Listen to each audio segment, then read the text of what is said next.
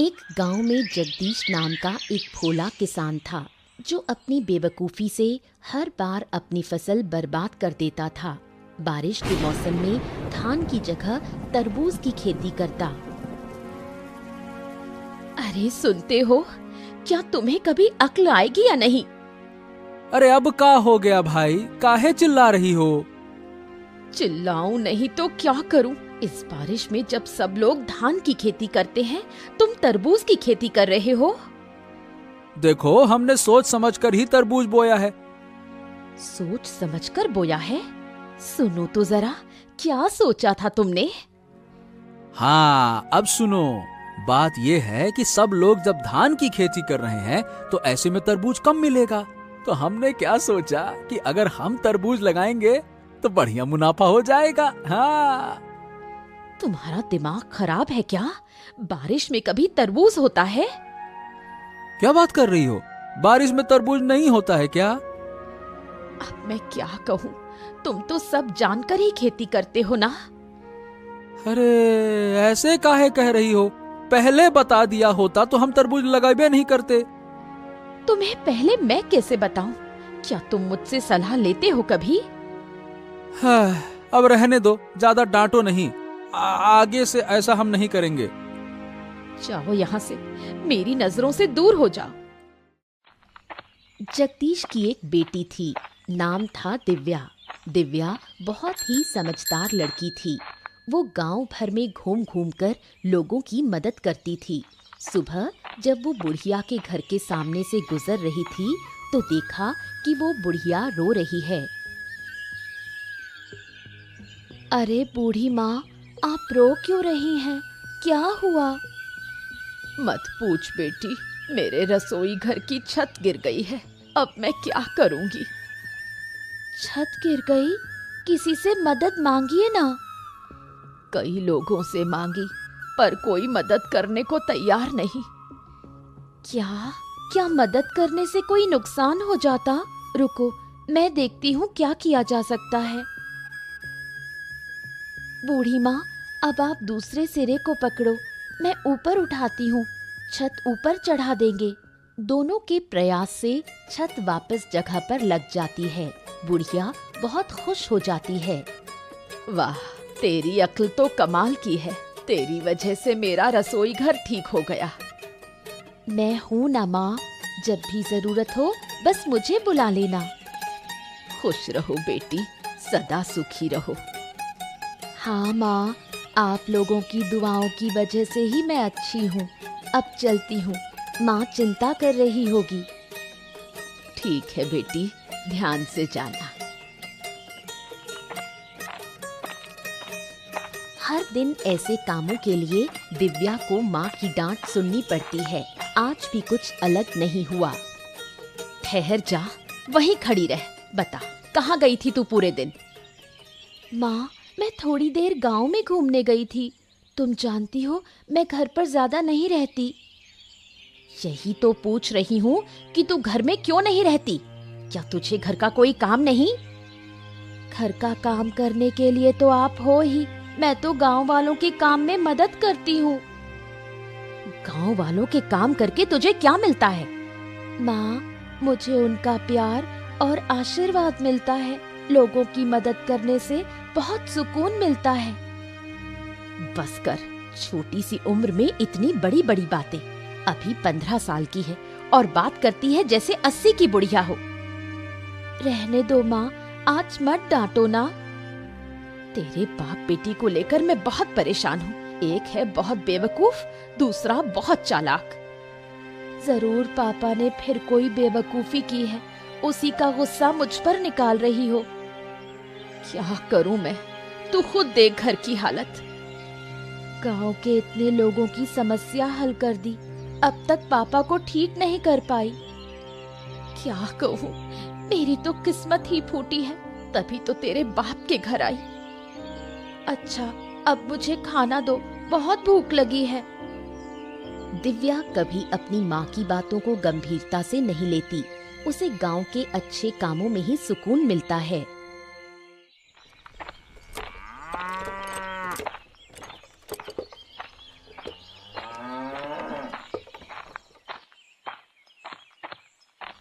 सुबह चंद्रकांत बाबू ने बुढ़िया को बुलाया, लेकिन वो नहीं आ पाई। इस बात को लेकर वो चिंतित थे।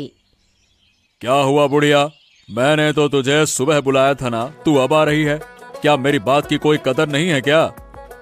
ऐसी कोई बात नहीं बाबूजी, दरअसल मैं थोड़ी परेशानी में पड़ गई थी। परेशानी में? क्या हुआ था? मेरी रसोई की छत गिर गई थी, उसे ठीक करने में लगी रही। अच्छा, तो अब छत ठीक हो गई? हाँ हो गई। मैंने बहुतों से मदद मांगी, लेकिन किसी ने नहीं की। तो फिर तूने अकेले ठीक की? नहीं बाबूजी, मैं अकेले नहीं कर पाई। जगदीश की बेटी ने मदद की। वही छोटी सी लड़की जो दिन भर गांव में घूमती रहती है? हाँ बाबूजी, वो छोटी जरूर है, लेकिन बहुत समझदार है। गांव के लोगों की बहुत मदद करती है। ऐसा है क्या? बिल्कुल, उसके जैसा कोई और बच्चा इस गांव में नहीं। अच्छा लगा सुनकर। कभी उसकी समझदारी की भी परीक्षा लूंगा मैं। जरूर देखिए, बच्ची बहुत तेज है। जहाँ भी जाती है समाधान लेकर ही लौटती है। बुढ़िया की बात सुनकर चंद्रकांत बाबू को ईर्ष्या होती है। उसे अपनी बेटी देवांशी दिव्या के सामने बहुत छोटी लगने लगती है।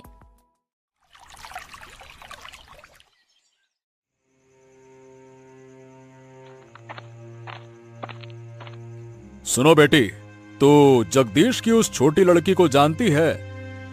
किसकी बात कर रहे हो? उस दिव्या की? हाँ, उसी लड़की की बात कर रहा हूँ। जानती है ना तू? हाँ, नाम और चेहरे से जानती हूँ, लेकिन कभी आमने सामने बात नहीं हुई। अरे बेटा, लोग कह रहे हैं कि वो बहुत ही समझदार है। पूरे गांव की समस्या वही लड़की हल करती फिरती है। क्या कह रहे हो पिताजी? ये कैसे हो सकता है? उसकी उम्र ही कितनी है? ऐसा है क्या? अब मुझे भी तो बड़ा अजीब ही लग रहा है, लेकिन जो कुछ लोगों से सुना है, अब देखो वो झूठ नहीं लगता। लोग उस लड़की की तारीफ कर रहे हैं। तारीफ कर रहे हैं कि क्या बात कर रही हो? ऐसा लग रहा है जैसे उसके गुणों का बखान कर रहे हैं। मैं भी देखना चाहती हूँ कि वो कितनी होशियार है। अब गरीब घर में जन्मी है, उसमें भला इतनी अकल आ कहां से गई? अगर वो मुझसे ज्यादा समझदार निकली तो उसे इस गांव में नहीं रहने दूंगी। इस गांव की सबसे समझदार लड़की सिर्फ मैं ही रहूंगी। ठीक है बेटी, अब देखो तुम गुस्सा मत करो। मैं देखता हूँ क्या किया जा सकता है। चंद्रकांत बाबू सोच में पड़ जाते हैं, कैसे दिव्या को इस गांव से बाहर निकाला जाए। 2 दिन बाद की बात है। देवांशी गांव में घूमते हुए तालाब के किनारे दिव्या को खड़ा देखती है। उसके मन में एक शैतानी योजना आती है।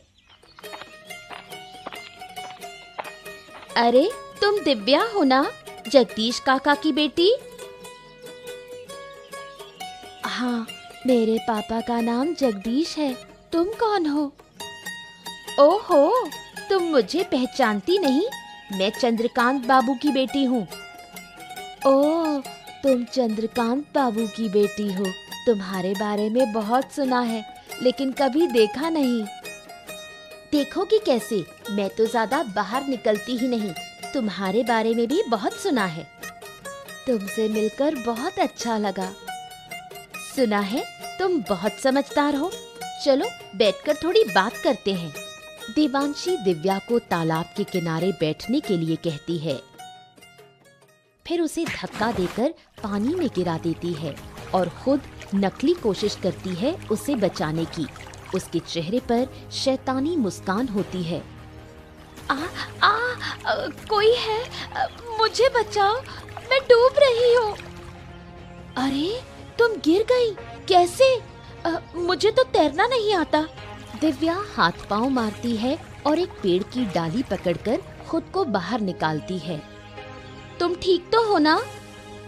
हाँ, मैं ठीक हूँ। अब मैं घर जा रही हूँ। इस घटना के कुछ दिन बाद जगदीश और चंद्रकांत बाबू के बीच विवाद हो जाता है।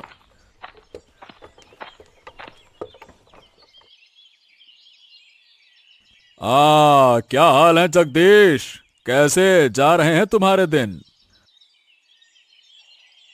अरे आपके आशीर्वाद से सब ठीक चल रहा है बाबू। पर आप अचानक से हमारे घर में क्या हो गया? देखो, मुझे जमीन की जरूरत है, उसी सिलसिले में बात करने आया हूं। जमीन के मामले में हम आपकी मदद भला कैसे कर सकते हैं? देखो, ऐसा है, जो जमीन मुझे चाहिए वो तुम्हारी है। तुम्हारी जमीन के बगल में मेरी जमीन है। लेकिन बाबू, मैं आपको अपनी जमीन क्यों दूं? अरे भाई, उसके बदले में पैसे दूंगा, इसलिए और काहे के लिए? मुझे तुम्हारी जमीन की सख्त जरूरत है। लेकिन मेरे पापा आपको जमीन क्यों देंगे? वो जमीन बेचने वाली नहीं है। अरे तू बीच में काहे बोल रही है? तुझे क्या समझ है इन बातों की? ये बड़े लोगों की बात है। तू चुप रह। जगदीश, तेरी बेटी मेरा अपमान कर रही है। हैं? अपमान? ना ना ना ना बाबू, वो तो बच्ची है, उसकी बातों का बुरा मत मानिए। मैं भले ही छोटी हूँ, लेकिन जो कह रही हूँ वही सही है। मेरे पापा आपको कोई जमीन नहीं देंगे। मैं तेरे घर खुद आया और तेरी बेटी ने मुझे अपमानित किया। इसका अंजाम तुझे भुगतना होगा। अरे बाबू बाबू, जगदीश बाबू, आप नाराज मत होइए। देखिए देखिए देखिए, मेरी बात तो सुनिए, सुनिए तो। इतना अपमान सहकर मैं यहाँ खड़ा रहूं? तुम्हारी बात सुनो, मैं तुम लोगों को सबक सिखा कर रहूंगा। हाँ? चंद्रकांत बाबू के मन में दिव्या के खिलाफ बदला लेने की भावना जाग उठती है। तेरी वजह से चंद्रकांत बाबू को अपमान सहना पड़ा। मेरी बेटी ने ऐसा क्या गलत कहा? उसने तो सही बात ही कही। सही बात? अरे अकल के अंधों, अगर मैं जमीन दे देता तो कुछ पैसे मिल जाते, घर अच्छे से चलता। अब क्या जमीन का क्या करेंगे? चाटेंगे? माँ, पापा को जरा समझाओ ना। तुझे लगता है मैं समझा नहीं रही? उनकी समझ में कुछ आता है? चुप रहो तुम दोनों। तुम दोनों माँ बेटी मिलकर हमारा घर बर्बाद ही करके रहोगे लगता है। क्या कहा? मैं अपना घर खुद बर्बाद कर रही हूँ? और नहीं तो क्या, ऐसे अपशगुनी लड़की को घर में रखना चाहिए क्या? नहीं रखेंगे तो क्या करेंगे? घर से निकाल देंगे? अगर बेटी घर का भला नहीं चाहती है ना, तो उसे निकाल देना ही ठीक है। अगर मेरे होने से इतनी परेशानी है तो मैं ही घर छोड़कर जा रही हूँ। अरे हाँ हाँ, जा जा जा। वैसे भी तुझसे कोई काम वाम तो होता नहीं है, बस मुंह चलाती है पटर पटर पटर। अरे जा जा, चली जाएगी तो अच्छा ही रहेगा, जा। जगदीश की बातों से दुखी होकर दिव्या गांव छोड़ने का फैसला करती है। बेटी के जाने का दृश्य आरती सहन नहीं कर पाती। वो चुपचाप आंसू बहाती है। माँ, रो मत, मुझे बिल्कुल अच्छा नहीं लग रहा। तू हमें छोड़कर चली जाएगी और मैं रोऊंगी नहीं। क्या मुझे दर्द नहीं होता?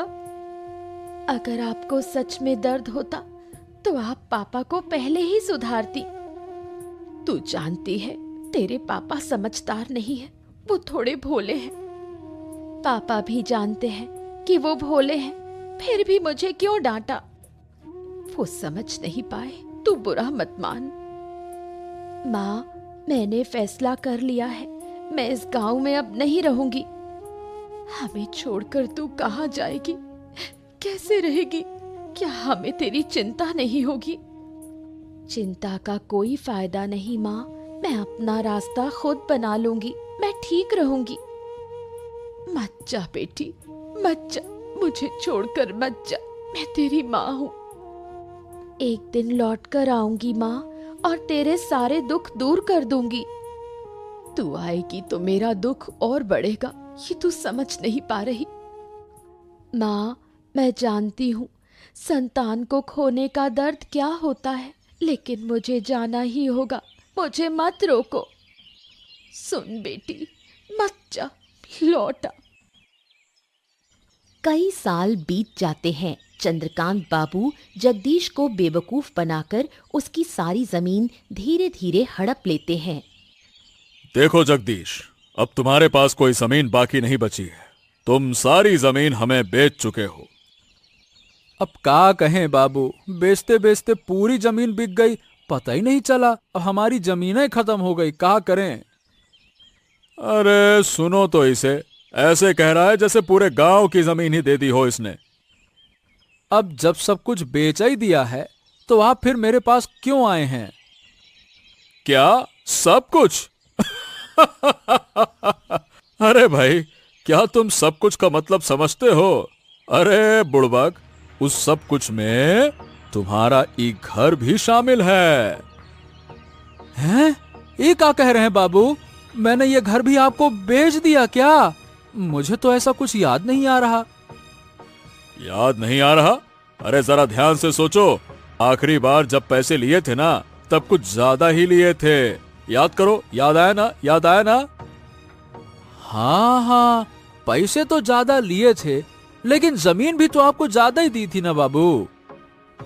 हाँ, तो उसी जमीन में एक घर भी शामिल था, समझे? क्या बात कर रहे हैं? तो अभी घर हमको छोड़ना पड़ेगा? बिल्कुल, मैं अपनी जमीन पर तुम्हें क्यों रहने दूं? बिल्कुल नहीं रहने दे सकता। चलो। हैं? लेकिन हम ही घर छोड़ देंगे तो जाएंगे कहाँ बाबू? अरे कहाँ जाएंगे हम क्या बताएं? अरे जाओ जहां जाना है, फालतू की बात ना करो मुझसे। लेकिन यह घर छोड़ना पड़ेगा तुम्हें, समझ गए? ठीक है बाबू, हमको कुछ दिन का समय दे दीजिए, फिर हम घर खाली कर देंगे। हाँ ठीक है, जल्दी खाली कर देना। जगदीश अब भी कुछ नहीं समझ पाया। चंद्रकांत बाबू उसे देखकर मन ही मन बहुत खुश होता है और उसे कुछ दिन का समय देता है।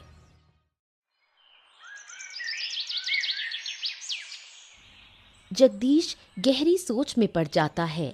उनका अंतिम सहारा भी अब खत्म हो चुका है। मैंने तुम्हें बार बार कहा था उस चंद्रकांत बाबू के साथ मत घूमो, लेकिन तुमने मेरी एक भी बात नहीं मानी। अरे हमको क्या पता था? अरे गिन्नी, अगर पता होता तो मैं उसके साथ उठता बैठता क्या? तुमने नहीं समझा, ये ठीक है, लेकिन जब जब मैंने समझाने की कोशिश की, तुमने मुझे ही चुप करा दिया। अरे हमको कभी अंदाजा ही नहीं था कि हमारे साथ ऐसा हो जाएगा। तुम्हारी वजह से मैंने अपनी बेटी को खो दिया। वो तो शुरू से ही विरोध कर रही थी। हाँ, अब जाकर समझ में आ रहा है कि मेरी बिटिया सही कहती थी। मैंने नाहक उसे गलत समझा इतने साल। क्या करूं, मेरी अकल ही मारी गई थी। तुमने उसे घर से निकाल दिया, अब उसका पाप तुम्हें भुगतना पड़ रहा है। मैं और सजा भुगतने को तैयार हूँ। मेरी बेटी न जाने कहाँ होगी, किस हालत में होगी। मुझे माफ कर दो मेरी बेटी। अब रोकर क्या फायदा? सोचो अब आगे कहाँ जाएंगे? अरे अब तो कुछ सोचने की शक्ति ही नहीं रही। कहाँ जाएंगे, क्या करेंगे? तुम्हारे दिमाग में कभी कुछ चलता ही कब था? सारा झंझट मुझे ही सहना पड़ा है। अब मैं क्या करूं? चिंता मत करो गिन्नी, हम कुछ उपाय सोचते हैं। जगदीश और आरती का जीवन अब अनिश्चितता के अंधकार में डूब गया। दिव्या गांव लौटकर गांव के विकास के लिए प्रयास शुरू करती है।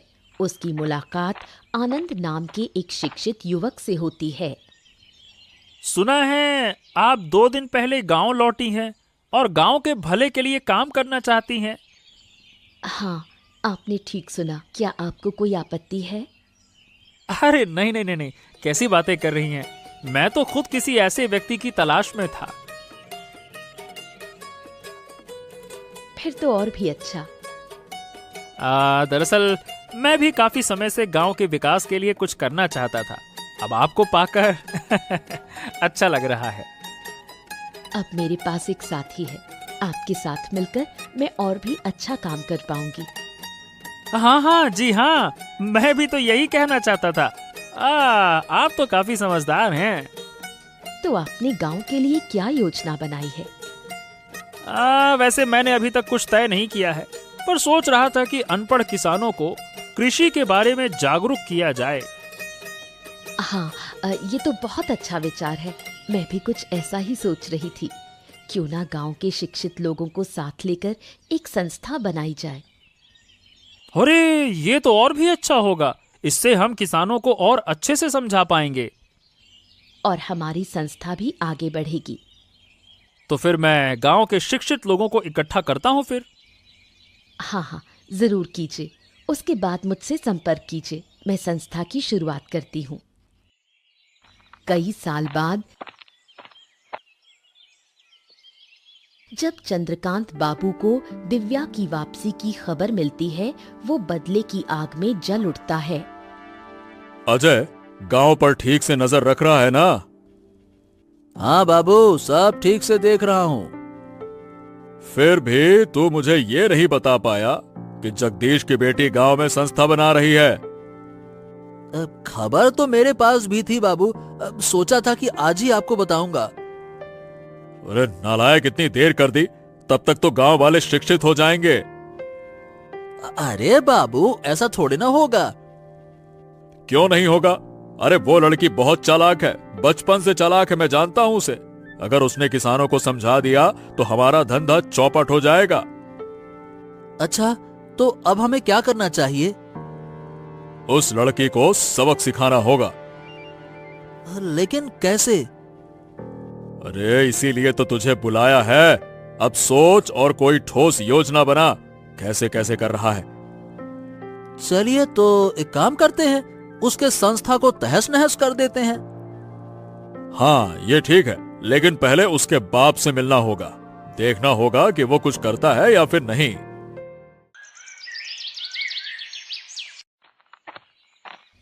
जब चंद्रकांत बाबू जगदीश के घर पहुंचे तो जगदीश थोड़ा डर गया। उसने सोचा चंद्रकांत बाबू शायद उसे घर से निकालने आए हैं।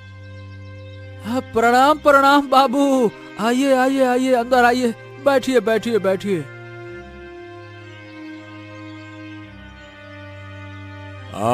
आज तुम्हारे घर में बैठने के लिए नहीं आया हूँ। देखिए, मैंने आपसे कुछ दिन की मोहलत मांगी थी बाबू।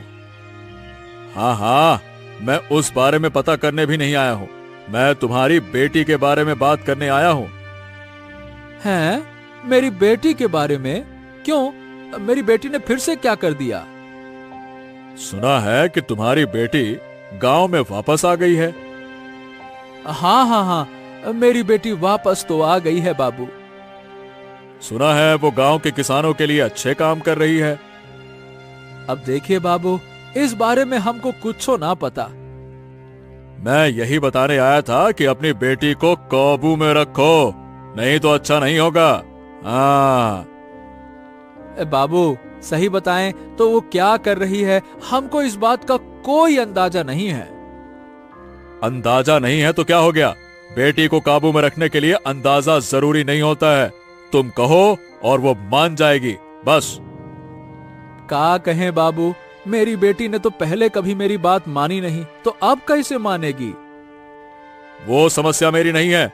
तुम उसके बाप हो और वो तुम्हारी बात मानेगी। मुझे बस तुम्हें सूचना देनी थी, मैंने दे दी। लेकिन बाबू, अगर वो गांव के भले के लिए काम कर रही है तो इसमें समस्या क्या है? हमको ये समझ में नहीं आ रहा। अरे क्या कहें, वो जानने से तुम्हें कोई फायदा नहीं है। अगर सीधी बात है कि उसे नहीं रोका तो वो अपनी जान से हाथ धो बैठेगी। बस कह दिया मैंने।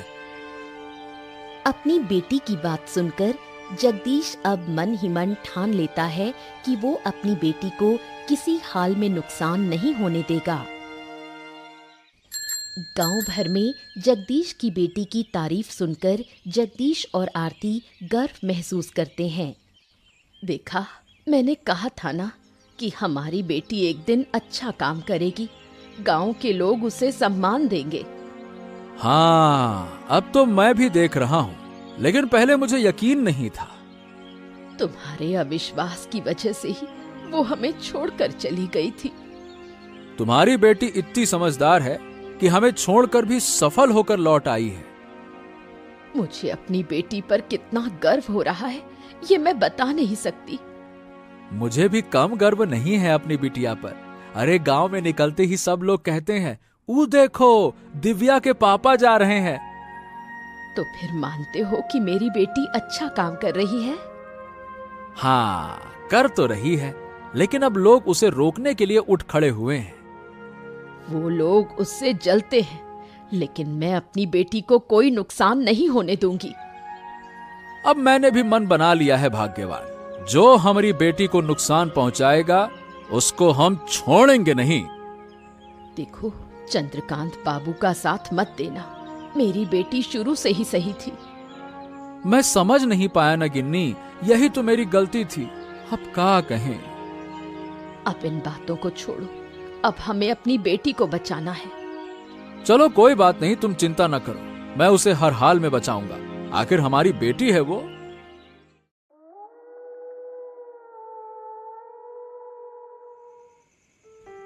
दूसरी ओर चंद्रकांत बाबू और अजय ने चालें चलनी शुरू की।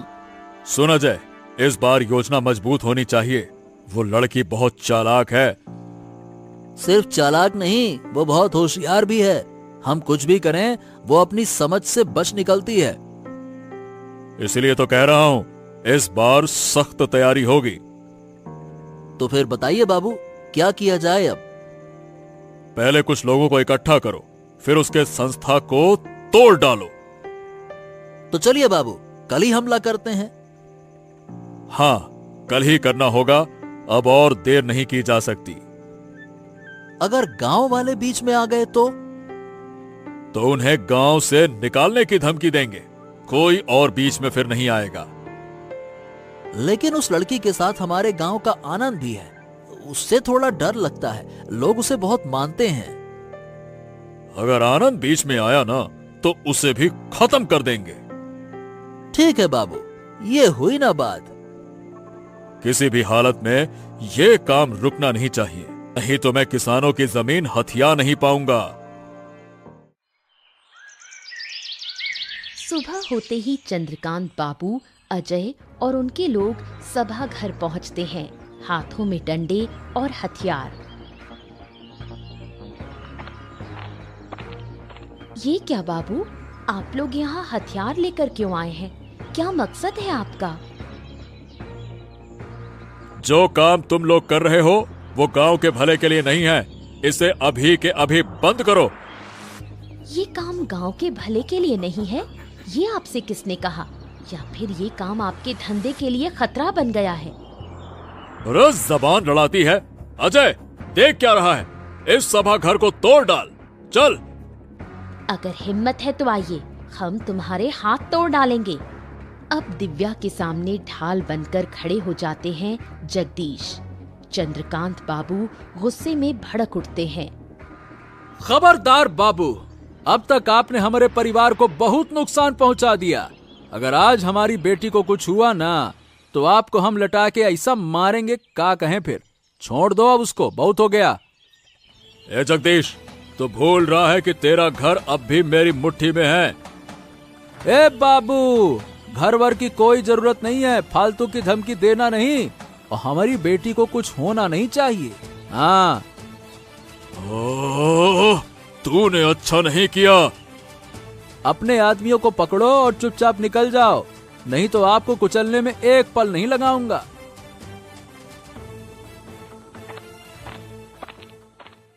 ए बेटा, हमका माफ कर दे, हमने तुम्हें अपनी बेटी नहीं समझा। अरे बाबा, आप ऐसा क्यों कह रहे हो? आप तो मेरे पिता हो। लेकिन फिर भी। आप कोई लेकिन नहीं, अब हम सब मिलकर गांव की भलाई के लिए काम करेंगे। इसके बाद दिव्या की अगुवाई में गांव का विकास शुरू होता है। गांव वाले उसकी बहुत तारीफ करते हैं। एक भोला किसान अपनी बुद्धिमान बेटी पर गर्व करता है।